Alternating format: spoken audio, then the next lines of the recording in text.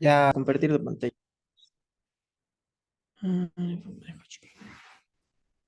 Listo, ahí pueden ver mi pantalla. sí, se ve bien. Perfecto. Déjenme pongo en silencio lo que tengo que poner en silencio y empezamos. Entonces, listo. Bueno, comienzo entonces. Vale, Perfecto, pues muy buenas tardes a todos. Mi nombre es Brian Bernal, residente de primer año de Medicina Interna del Centro Médico Nacional 20 de Noviembre, ISSSTE. El día de hoy vamos a una enfermedad hematológica de suma relevancia, la cual se llama linfoma de Hodgkin. Para empezar, pues entonces hablemos de unos datos históricos iniciales. Thomas Hodgkin fue un patólogo británico, de hecho fue alumno de Laennec en Francia. Laennec, recordemos que fue el inventor del estetoscopio, entonces Hodgkin fue el primer británico que introdujo la auscultación en Inglaterra. En 1832 él escribió en el Boston Medical and Surgical Journal 7 casos de adenopatías, en donde él describía unas adenopatías del tamaño de huevo de paloma y esplenomegalia. Se mantuvo así, en donde la enfermedad a la que él se refería en estos 7 casos se le llamó durante 170 años enfermedad de Hodgkin, y su cambio oficial al linfoma, el nombre del linfoma de Hodgkin, fue a finales del siglo XX, cuando se hizo evidente entonces que la enfermedad era consecuencia de una lesión directa en el genoma de un linfocito. ¿Qué linfocito? El linfocito B. El linfoma de Hodgkin es una malignidad entonces linfoproliferativa de linfocitos B maduros en un ambiente linfocitorio inflamatorio. Esto lo vamos a recalcar mucho en la sección de histopatología. Este linfoma de Hodgkin representa el 10% de todos los linfomas diagnosticados en el año. Aquí vemos una gráfica en donde la incidencia por edad es principalmente entre los 15 y 40 años de edad. Es su primer pico de incidencia. Sin embargo, esta enfermedad muestra un pico dual de incidencia en donde a partir de los 60 años de edad vuelve a tener un pico importante de incidencia, como vemos aquí.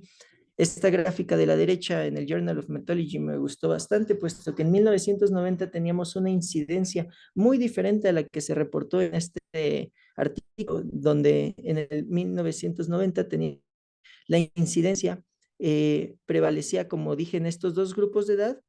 Sin embargo, veamos la mortalidad.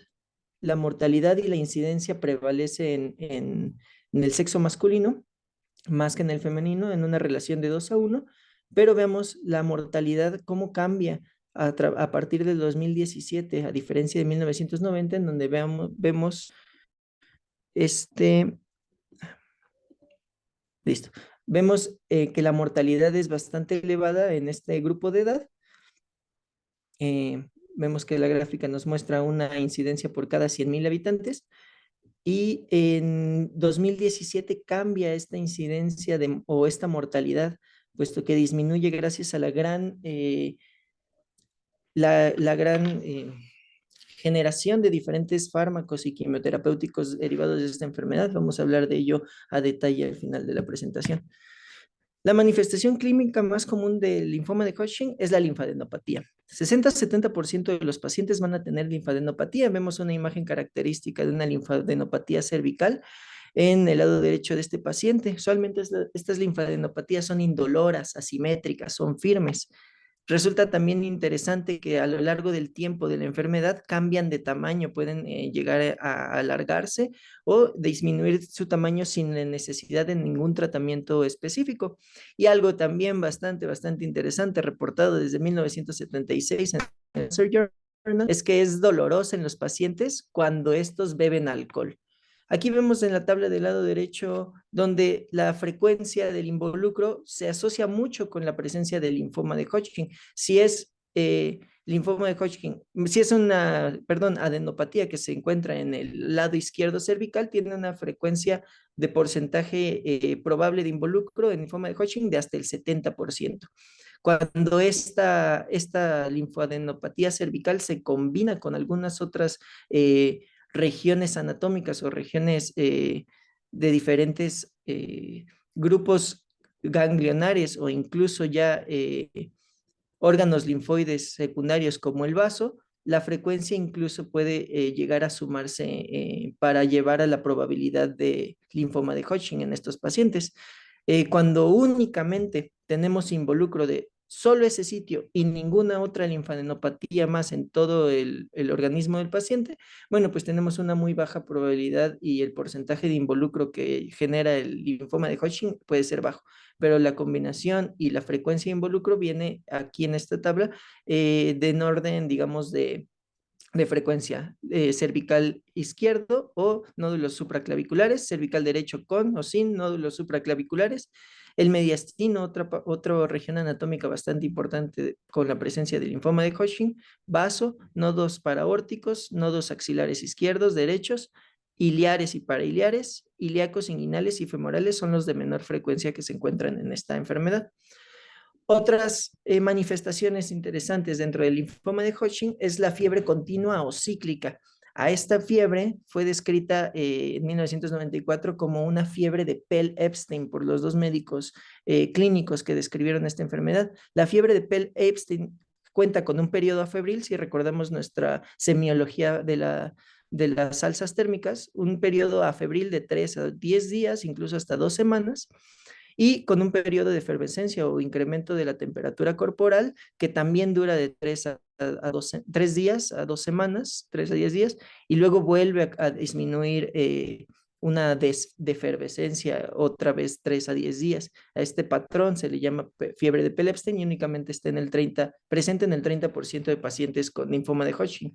En el 25% de pacientes con linfoma de Hodgkin también podemos tener prurito generalizado, es un prurito intenso, y en mucha menor medida podemos encontrar una manifestación a la cual llamamos Hodgkin cutáneo, la cual tiene presencia de pápulas de diferente tamaño y estas pueden o no pueden ser pruriginosas. Sin embargo, cuando a esta clase de lesiones se les toma biopsia, encontramos la clásica representación de histológica del linfoma de Hodgkin con las células características que ahorita vamos a hablar más adelante. ¿Qué es lo recomendado cuando iniciamos a valorar a un paciente en el cual sospechamos linfoma de Hodgkin? Bueno, entonces lo ideal, como siempre, la historia clínica y la exploración física, perdón. Si tiene antecedente de tener síntomas B, esto va a ser importante para la historia clínica. Recordemos que los síntomas B pueden ser fiebre, sudoración nocturna, pérdida de peso de más del 10% en los últimos 6 meses, la intolerancia al alcohol, la cual hablábamos previamente, el prurito, que además el paciente tenga o no tenga factores de riesgo para contraer VIH, así como alteraciones cardíacas, renales o hepáticas. Si tiene antecedente familiar de oncológico, incluido cáncer pulmonar o otros antecedentes heredofamiliares como enfermedad coronaria o cáncer de mama, también son importantes para evaluar en el linfoma de Hodgkin.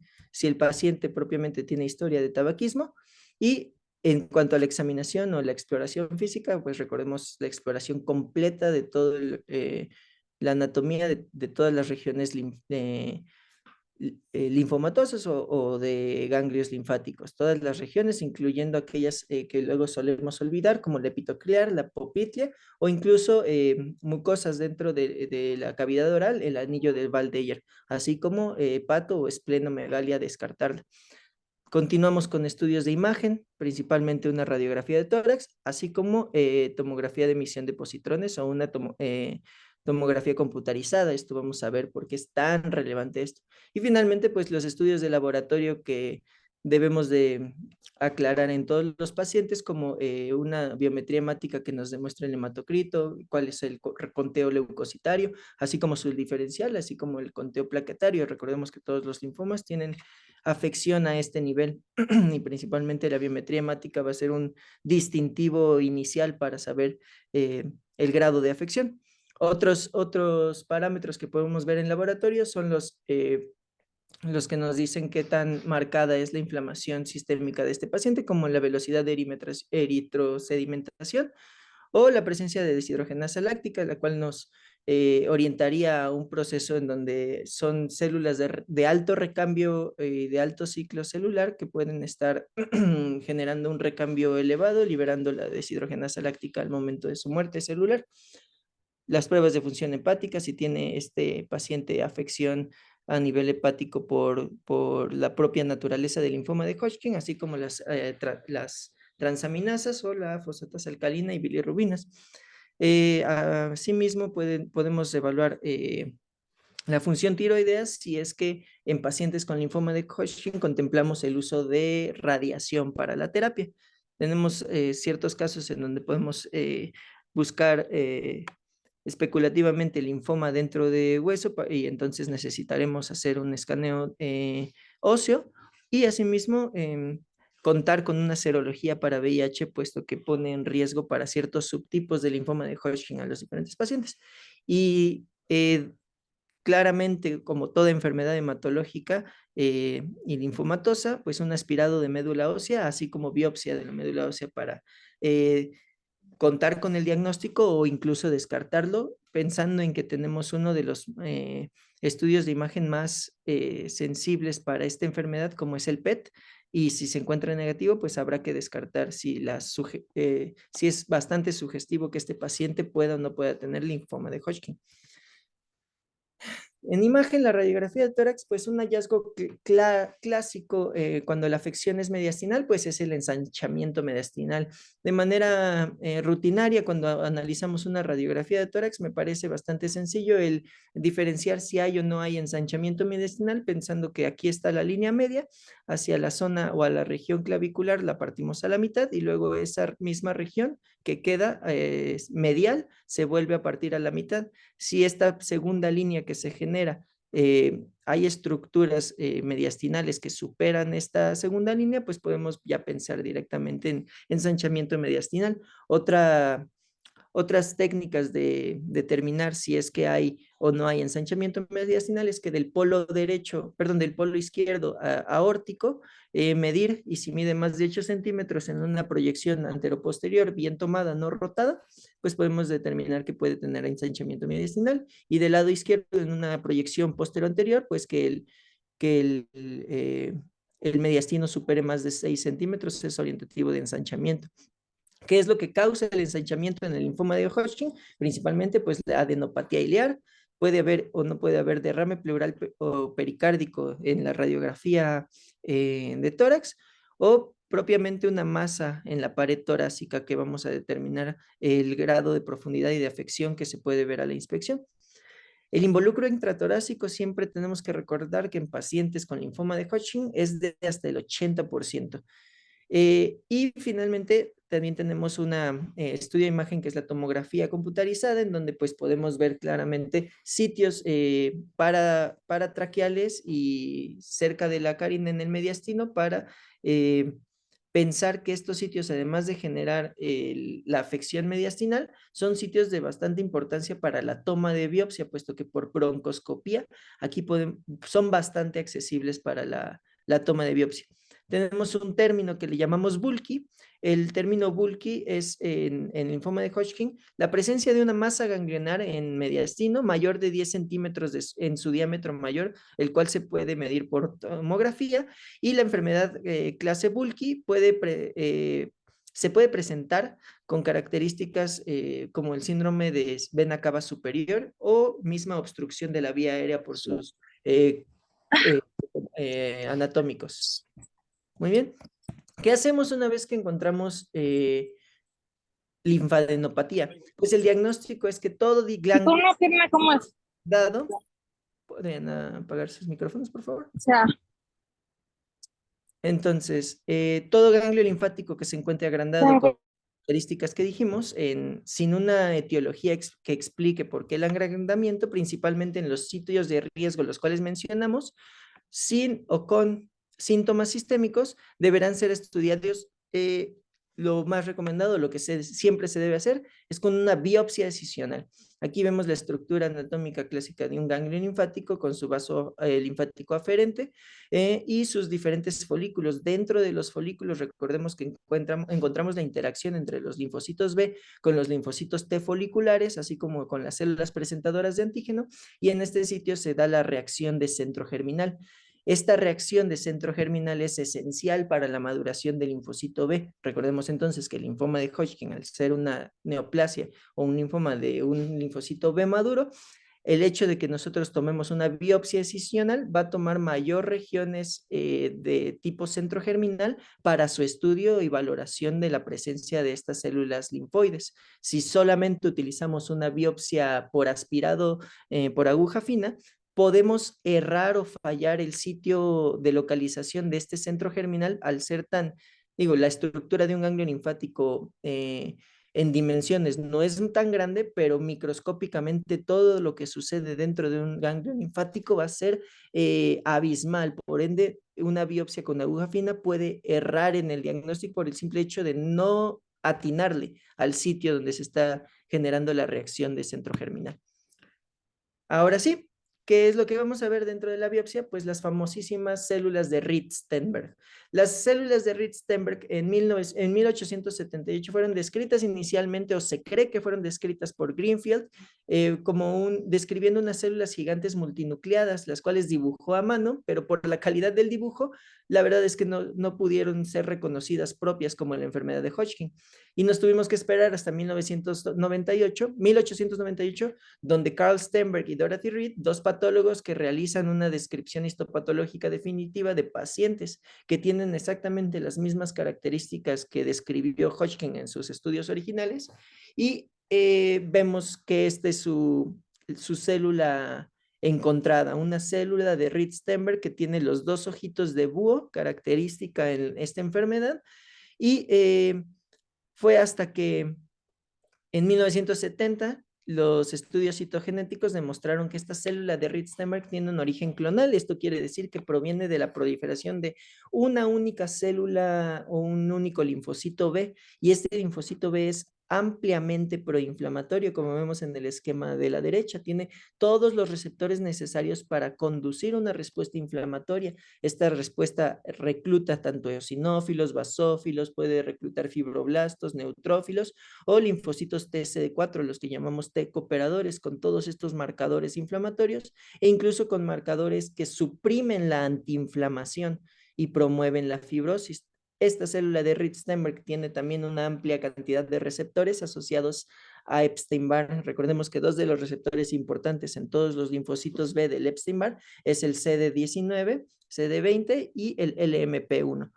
Entonces, por esta misma razón, casi todas, o más bien la mitad de las células de Rydsteinberg, cuando se hace un análisis citogenético o por PCR, el 40% de células de Rydsteinberg que se encuentran en los pacientes con linfoma de Hodgkin tienen contenido nuclear anómalo por infección de Epstein-Barr. Entonces se cree que la etiología, una de las más posibles etiologías o más estudiadas posibles etiologías del linfoma de Hodgkin es una infección por Epstein-Barr que altera la citogenética de las células B, originando así a las células gigantes multinucleadas o bilobuladas Rydsteinberg.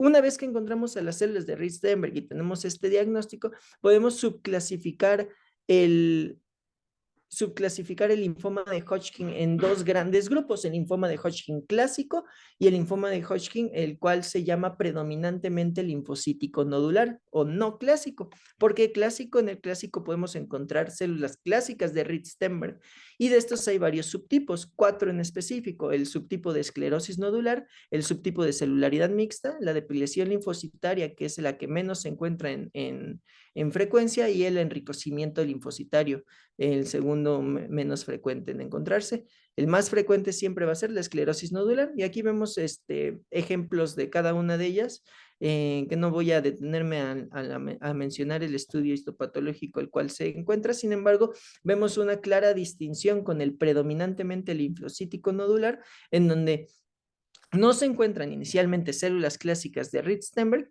y la característica es que todo el predominio linfocitario de background o de fondo que le llaman en histopatología se encuentra en rosetas.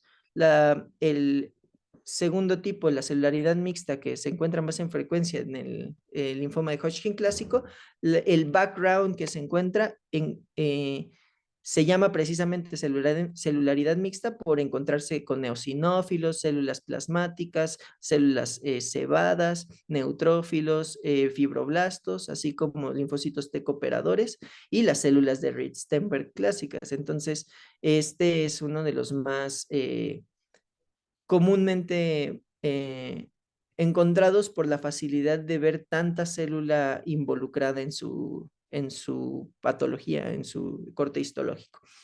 Vamos a ver que las células de Ritz-Stenberg también tienen subvariaciones o morfología de variantes.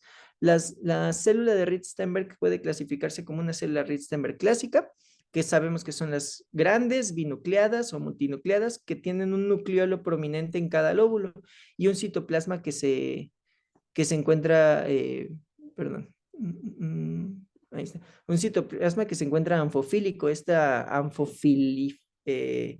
anfofilicidad del celular se refiere a que puede captar tanto tintes ácidos como tintes básicos. Y esta es una forma clásica. Y casi todos los subtipos del linfoma de Hodgkin clásico se encuentra con esta célula de Ritz-Stenberg. En segundo lugar está la célula de Hodgkin, que es muy similar a la célula de Ritz-Stenberg, sin embargo es únicamente mononucleada, tiene solo un lóbulo y un nucleolo prominente dentro de ese lóbulo y pues el fondo que se encuentra en esta célula es eosinofílico. También se encuentra en todos los subtipos del linfoma de Hodgkin clásico. Otro subtipo es la célula momificada de Ritz-Stenberg. Esta genera una pignosis nuclear. La pignosis nos referimos al proceso de cariorexis o cuando el núcleo se encuentra en destrucción o autofagocitosis. Y estos fragmentos celulares son muy densos y muy oscuros que se pueden ver en una actividad elevada del linfoma de Hodgkin. Y finalmente las células lacunares en el linfoma de Hodgkin clásico tienen un citoplasma abundante, es pálido y esta palidez se da porque al momento de teñir a las células en una tinción clásica de histología, la formalina que se ocupa retrae el núcleo y todo queda liberado un espacio perinuclear, por eso se le llama célula lagunar. En el lado derecho vemos otro tipo de células, como las células pleomórficas de Ritz-Stenberg, que se encuentran muy abundantes en el subtipo de depresión linfocitaria, y en el linfoma de Hodgkin no clásico, en el predominantemente linfocítico nodular, encontramos unas células muy famosas que llamamos popcorn, o una variante linfohistiocítica, donde el núcleo parece una palomita de maíz. Eso es lo que se ve. Para recordar como datos clave, en la esclerosis nodular del linfoma de Hodgkin clásico se encuentra en el 70% de los pacientes. Y esto pronósticamente, ¿por qué queremos saber qué subtipo de linfoma de Hodgkin tiene? Porque cada subtipo tiene un pronóstico y resulta que la esclerosis nodular casi siempre se queda en etapa limitada de la enfermedad. Ahorita vamos a ver a qué nos referimos con etapa limitada o de bajo riesgo. La celularidad mixta es el subtipo que tiene el peor pronóstico, quizá por la cantidad de células que se encuentra, quizá por la interacción entre la célula de Ritz-Stenberg y los eosinófilos que al momento de activarse son extremadamente agresivos, quizá por eso es el del peor pronóstico. En la depresión linfocitaria tenemos que el linfoma de Hodgkin se va a encontrar este subtipo cuando tenemos un paciente que además tiene diagnóstico de VIH. Y en el enriquecimiento linfocitario es el subtipo con mayor probabilidad de recaída. Sin embargo, cuando recae el paciente con este subtipo, hay un mejor pronóstico después de la recaída. Y como datos clave para los subtipos no de linfoma de Hodgkin no clásico, el predominante linfocítico nodular, quiere decir que el 70% de este subtipo casi siempre se diagnostica en etapa 1 de Ann Arbor. Ahorita vamos a hablar de eso. Y este ganglio usualmente es biopsiado cuando se encuentra el ganglio periférico, el cual es biopsiado con mayor frecuencia, es el axilar. Es mucho más predominante este subtipo en hombres. Recordemos que en general el linfoma de Hodgkin tiene una relación de 2:1 predominante en hombres, pero si es de este subtipo es incluso más alto esta relación. Llega a ser de hasta 4:1 con predominancia en hombres. Importante es que este tipo de linfoma de Hodgkin no clásico se puede asociar con otro tipo de linfomas no Hodgkin y principalmente con el que se asocia es con el linfoma de células B grandes y difusas. Además de que puede ocurrir concomitantemente o subsecuente al diagnóstico de un linfoma de Hodgkin clásico, específicamente el de esclerosis nodular. Entonces no hay que confiarnos, el de esclerosis nodular tiene un buen pronóstico que se queda casi siempre en etapa limitada, pero en aquellos pacientes en donde no está únicamente en etapa limitada, puede progresar o encontrarse en concomitancia con un linfoma de Hodgkin no clásico. Todos estos biomarcadores son utilizados en el área de histopatología cuando hacemos una inmunohistoquímica, son biomarcadores propios de un linfocito T, el CD30 como un marcador de la maduración del linfocito T, así como el CD15 y IRF o el factor regulador de interferones tipo 4. También se habla que las células de Reed-Steinberg tienen amplia expresión de este marcador, CD20 un marcador clásico del linfocito T maduro, y si vemos en todos los subtipos del linfoma de Hodgkin, a veces es positivo este CD20. ¿De qué nos habla este marcador? Pues recordemos que la terapia anti-CD20 como rituximab, eh, usualmente como monoterapia no suele ser óptima para el linfoma de Hodgkin, puesto que entonces estas células de Reed-Steinberg y las células de Hodgkin no tienen este marcador en su superficie, por lo tanto el fármaco no encuentra su blanco terapéutico.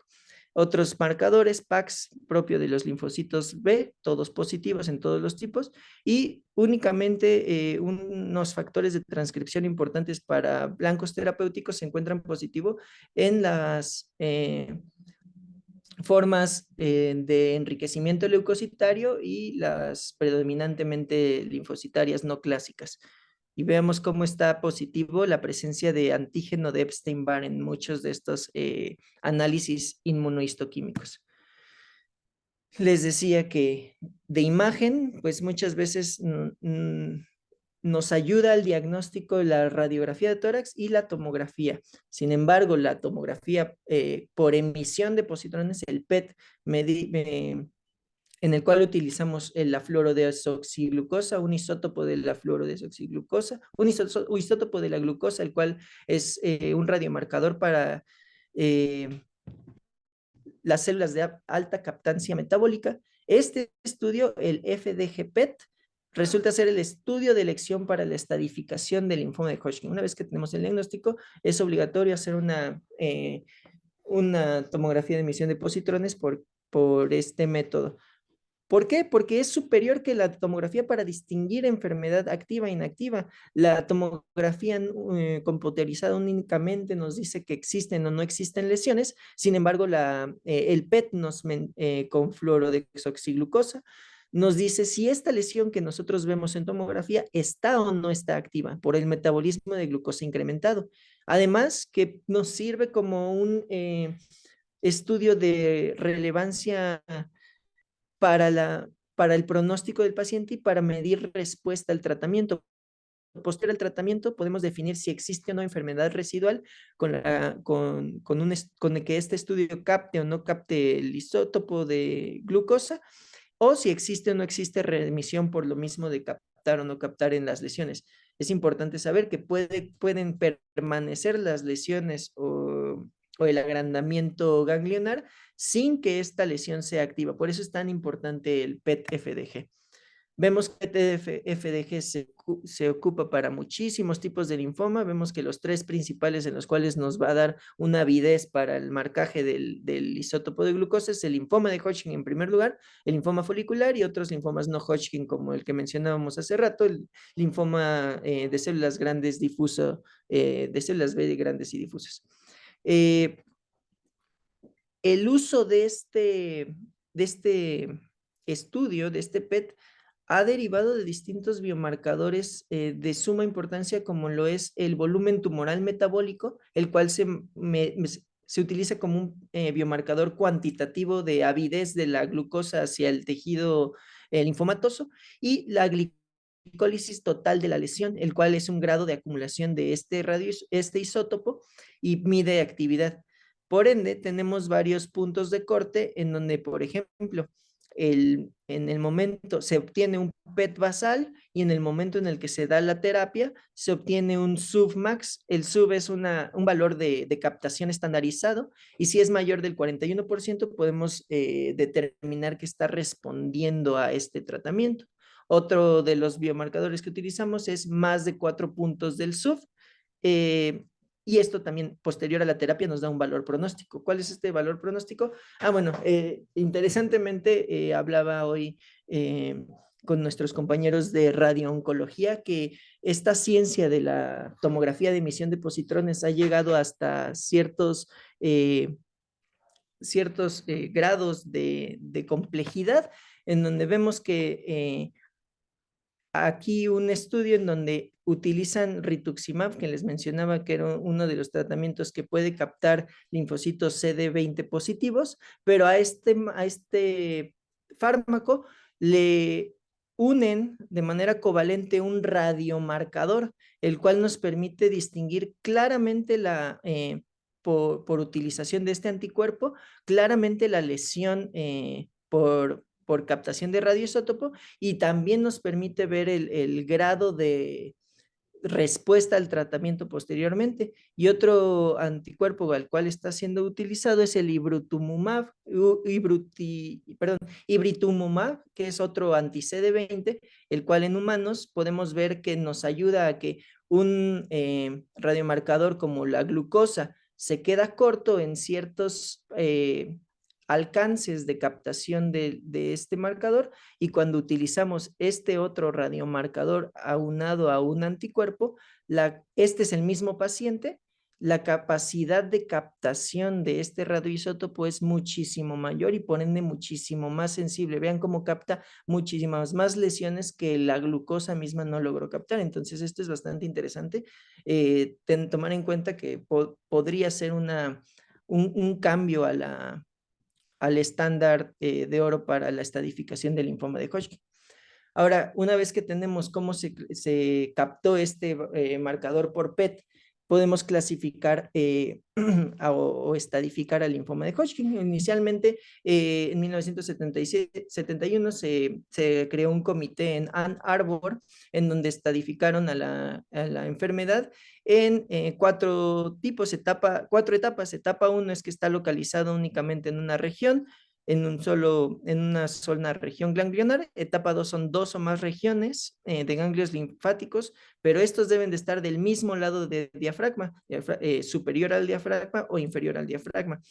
La etapa 3 es que existan dos o más regiones ganglionares afectadas y estas, que sea 3, es que esté por encima, una región afectada por encima del diafragma y otra región afectada por debajo del diafragma. Y el comité de Ann Arbor nos divide esta etapa 3 en dos tipos, uno donde hay involucro subdiafragmático limitado al vaso o a nódulos iliares esplénicos o a nódulos celíacos. Y otra clasificación es que haya involucro subdiafragmático que incluye ganglios paraórticos, parailíacos o ganglios mesentéricos. Una vez que llegamos a la etapa 4 es que existe involucro ganglionar, pero además extensión a órganos como hígado, vaso o médula ósea incluso. Esto además se le puede agregar una letra que estableció el comité, que es la letra A, que es etapa 1, 2, 3 o 4A, que significa que no tiene el paciente síntomas. B, que el paciente prácticamente tiene síntomas B, por eso se le puso B. Y E es que es un involucro extrainfático, como esto que vemos, pero es un involucro único, el cual no está ni en hígado ni en médula ósea. Entonces esa es la E. Esto es histórico el que yo mencione esto, puesto que ya hay una modificación que se llama modificación de Costwall para la estadificación en Ann Arbor. Utiliza las mismas etapas 1, 2, 3 y 4. Aquí la imagen está mal.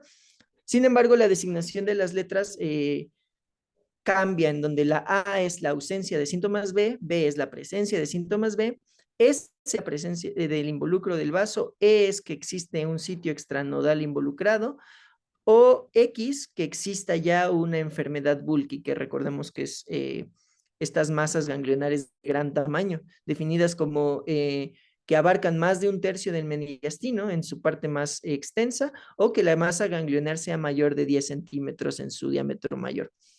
¿Para qué nos sirve estadificar esto? Pues entonces ahora sí hablamos de etapas por definición, etapas limitadas, que vamos a hablar de la etapa 1A, 2A o 1B con un tumor menor de 10 centímetros, o etapas avanzadas 1A, 1B o 2A con un tumor más de 10 centímetros, o sea, con un bulky.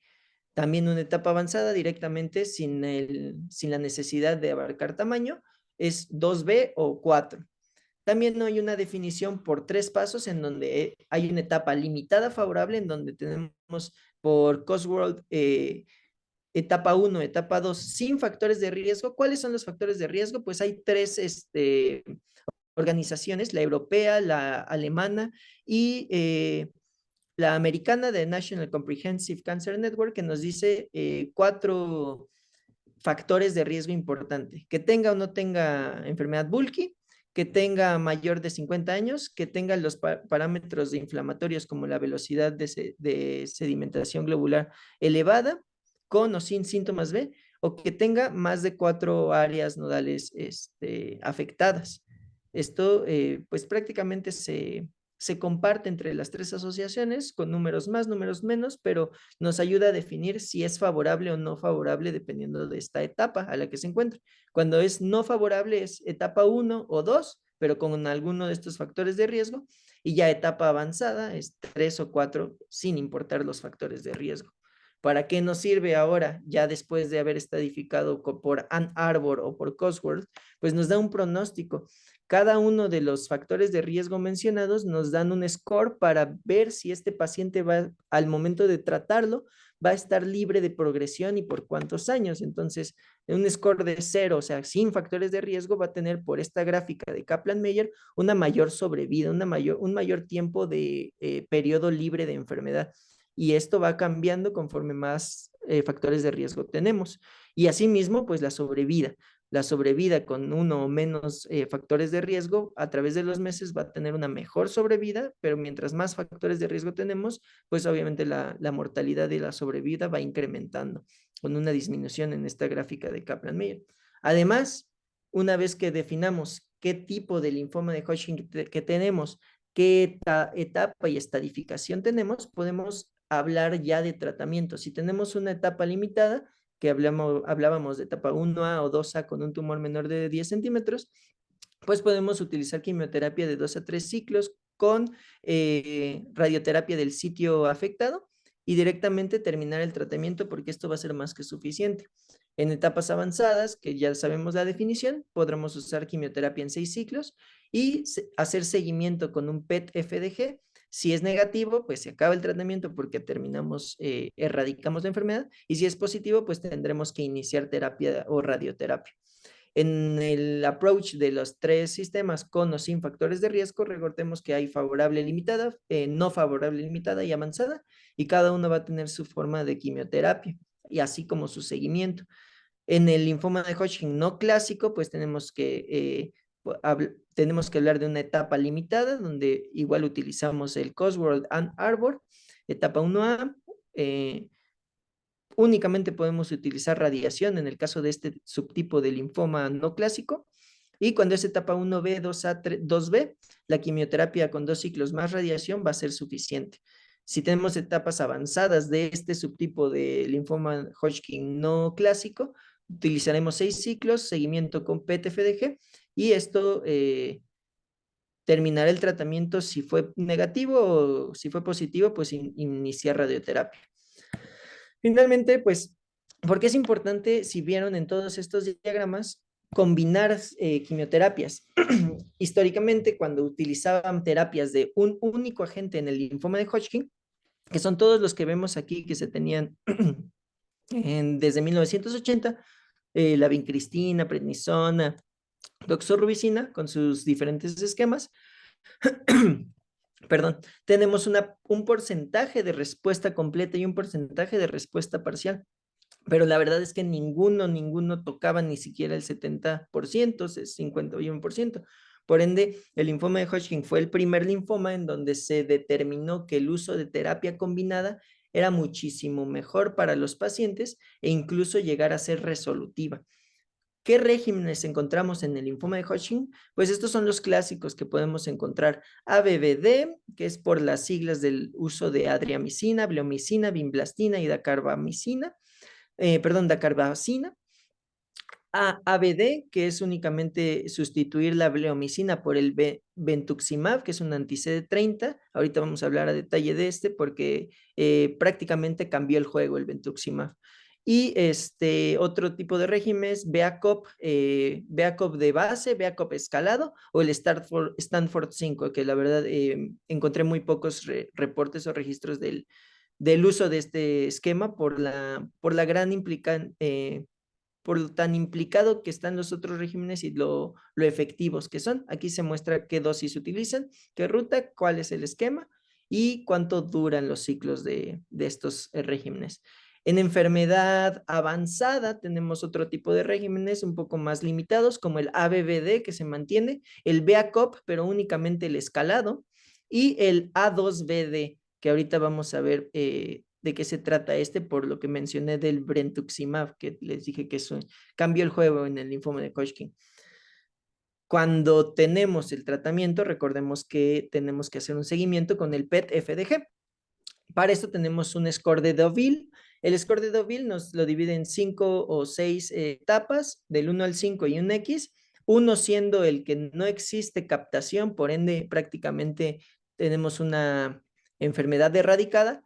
El 2 es que no existe captación en ningún lado más que en el mediastino, o el 3 que existe captación en el mediastino más otros lados, pero no en el hígado.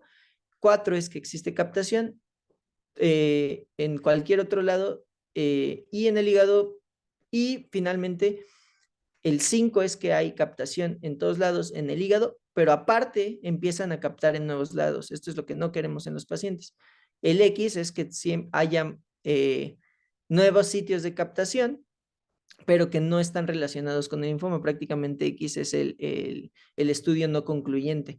¿Por qué? Porque el FDG, al ser una prueba de captación de glucosa inespecífica, a veces los pacientes con linfoma de Hodgkin, a los cuales se les dio tratamiento con estimulantes de colonias, pueden tener un falso positivo del FDG, o así como otras nuevos primarios oncológicos, por ejemplo, que tiendan a captar, o incluso en infecciones localizadas en algún foco que tienden a captar mayor. Por eso este tipo de estudios se recomienda el uso fuera de un estado inflamatorio asociado a alguna infección. Con este score de Deauville podemos definir otros tipos de respuesta, como la respuesta metabólica completa, en donde el criterio es que haya un Deauville 1 o Deauville 2, perdón, durante el tratamiento, y la evaluación interina, ahorita vamos a ver a qué se refiere con esto, sea positiva. O que exista un Deauville 1, 2 o 3 con una buena respuesta al final del ciclo del tratamiento de lo que mencionamos de los regímenes. El hecho de que exista una respuesta metabólica completa se considera como una respuesta completa, aunque exista todavía masas residuales en la tomografía computarizada. Recuerden que esto no nos dice únicamente hay o no hay masas, pero el estudio de PET-FDG nos dice si esa masa que se ve ahí en la TAC está o no está activo. Entonces, no importa que haya masas en TAC, si no está activa, prácticamente hay una respuesta metabólica. La respuesta completa es que existe toda evidencia de que el linfoma de Hodgkin ya resolvió, o una respuesta parcial es que se puede medir en diferentes sitios de enfermedad con al menos un 50% de disminución de la captación de FDG en el área ya documentada después del tratamiento. Este es un esquema que me gustó bastante, en donde tenemos un PET en base con los diferentes sitios de afección, y después del tratamiento medimos con los biomarcadores que mencionamos, como el SUVmax o el SUV 1, 2, 3, 4, 5. El SUVmax, si tiene mayor del 40%, recordemos que es una buena respuesta, pero en el siguiente PET, si no tuvo una reducción del submax mayor al 40% o 42%, lo consideramos una mala respuesta. Y el Duvil 1, 2, 3 o 4 o 5 son los que nos menciona qué tan buena fue la respuesta. Recordemos que lo que no queremos es el 5, que es la aparición de nuevas lesiones en otros sitios. Tres estudios importantes han evaluado, gracias a este método de seguimiento por PET-FDG, dos alemanes y uno por Moskowitz, en donde en el linfoma de Hodgkin evaluando diferentes regímenes, BCOP, ABVD o el V, otros un poco más artesanales como el VB, 2 o 3 ciclos seguidos del ACCT, eh, vieron la tasa de respuesta. Y esta tasa de respuesta, pues, son los tres estudios más importantes en donde, pues, prácticamente dijeron la utilidad de estos regímenes, midiendo a través del 41% submax y lo que ya mencionamos. Aquí hay un esquema de cómo entonces seguimos mediante el tratamiento en etapa 1 y etapa 2A por el régimen ABVD, cuánto tiempo, seguido de la radioterapia con 30. Y después, después de este tratamiento, si es favorable, pues únicamente se retira el ciclo, pero si no, hay que evaluar si hay enfermedad bulky o enfermedad mediastinal residual y continuar con 2 ciclos más. Cuando es avanzada la enfermedad, el ABVD es que se utiliza, se debe utilizar el PET-FDG. Si se encuentra positiva, hay que seguir con 4 ciclos de ABVD. Estos son solo recomendaciones y seguir en medición con el PET-FDG. Si durante las diferentes evaluaciones por PET-FDG ya se utilizaron todos estos regímenes y no han sido efectivos para disminuir en el 41% submax, pues tenemos que usar regímenes de salvamiento, y estos son diferentes, los cuales no mencioné, pero hay uno muy interesante o muy importante que se ha mencionado en pláticas de hematología pasadas, como es el trasplante autólogo de células hematopoyéticas. ¿Cuál es el uso del trasplante autólogo de células hematopoyéticas en linfoma de Hodgkin? Pues recordemos que las células de Ritz-Stenberg son unas células inflamatorias inmunológicas de bastante interés y bastante mutadas por posiblemente un Epstein-Barr. Lo que se hace es que el mismo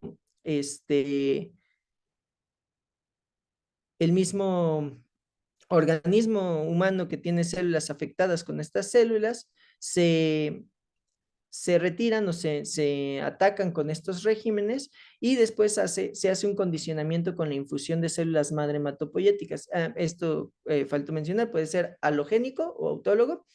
¿Y qué deriva del trasplante autólogo o halogénico? Que las células madre hematopoyéticas reinfundidas al organismo vuelven a tener una reconstitución del sistema inmune en donde ya no existe tanto este bloqueo inmunológico de respuesta contra estas células mutadas de Ritz-Stenberg. Entonces, prácticamente la diversidad de la respuesta en las células infundidas vuelve a recuperar normalidad e incluso se ocupa el sistema inmunológico como ataque directo a las células de Ritz-Stenberg y al linfoma de Hodgkin. Cuando existe relapse después de un trasplante de células madre, hay que evaluar si ya se usó un esquema que utilizó Ventuximab o no. ¿Y de dónde sale esto? El Southwestern Oncology Group definió un protocolo que se llama S1826, donde este protocolo que fue multicéntrico evaluó la respuesta de unos esquemas, ABVD específicamente, con nivolumab, una inmunoterapia checkpoint, o con el brentuximab. Y el brentuximab, al ser un CD30 antagonista, recordemos que la célula de Ritz-Stenberg está llena de CD30, entonces se volvió una terapia muchísimo más efectiva que cualquier otra de esas. Y gracias a este estudio, al S1826, que lo consideran el estudio más grande del linfoma de Hodgkin en la historia de los estudios o los trials de hematología, dijeron que el Ventuximab es el que cambió todo lo que conocemos para la buena respuesta en pacientes con linfoma de Hodgkin, incluso aquellos que ya tuvieron trasplante de células hematopoyéticas. Si ya tuvo si no ha tenido uso de este fármaco, se debe iniciar inmediatamente o combinarlo con lo que está actualmente siendo evaluado en los clinical trials. Si hay respuesta completa, pues considerar nuevamente un nuevo trasplante para culminar con la remisión. Si ya hubo uso de ventroximab y desafortunadamente no hubo respuesta o hubo una respuesta parcial, pues entonces ahora sí regresamos al uso de los checkpoints como el nivolumab o esquemas derivados de clinical trials y considerar si hay respuesta parcial, respuesta completa o enfermedad mínima residual, en donde pues podemos considerar un nuevo trasplante alogénico de células madre o continuar el tratamiento con el nivolumab hasta buscar la progresión. Entonces, todo esto, aquí voy a concluir mi plática, es de bastante interés para todo lo que conocemos hoy en día del linfoma de Hodgkin, porque es uno de los pocos linfomas y de los pocos cánceres hematológicos que tienen verdaderamente bastantes grupos detrás de su estudio inmunológico, de tratamiento y de diversos blancos terapéuticos que han demostrado tajantemente recuperabilidad en estos pacientes. Entonces, por mi parte, eso sería todo. Muchísimas gracias por escucharme en esta plática. Pues quedo abierto a dudas o comentarios. Muchas gracias, doctor. Muchas gracias, Duri. Como siempre, muy buena tu presentación. No sé si alguien quiera comentar algo sobre la plática del día de hoy. Sí, yo tengo una duda para ver. A ver, doctor. Este, eh, sí, esta parte que mencionabas del rituximab marcado, que también lo comentábamos en la mañana, es con el rituximab, el PET que hacen con el circonio 89, porque no encontré el paper. No lo encontraste, no te lo pasé para que no me spoilearas mi clase, pero sí, mira, te pongo otra vez la presentación. Maestra Sasazo. No, sí, lo paso ahorita en el grupo. Ay, Gracias, acabo, amigo. creo que. Pero regreso. Es un radioisótopo derivado del circonio, tienes razón. Y esto igual es lo que el PET, por la emisión de positrones, puede captar justamente. Y es muchísimo más sensible que el uso de la glucosa. Ahí está trabado mi presentación. Pero sí, justo, es a través de circonio rituximab con el radioisótopo de circonio anclado covalentemente. Muy interesante, porque puede cambiar la práctica, puede cambiar como el hecho de que busquemos cada vez cosas más sensibles para su uso. El punto es que se vuelvan más accesibles también. Es que la publicación que encontré es del 2019, ¿es esa misma? Sí, no tiene mucho, es del 2019. Ha de ser esa, la que no te pasé. Gracias, amigo. A ti, muchas gracias, doctor Fernández.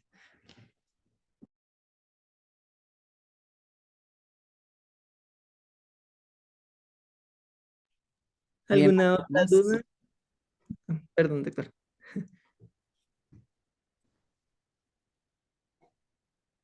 ¿No? Nadie tiene ningún comentario. Muy bien, pues parece que todo muy claro. Muchas felicidades, Bri. Gracias por tu presentación. Y bueno, pues Muchísimas gracias, doctor.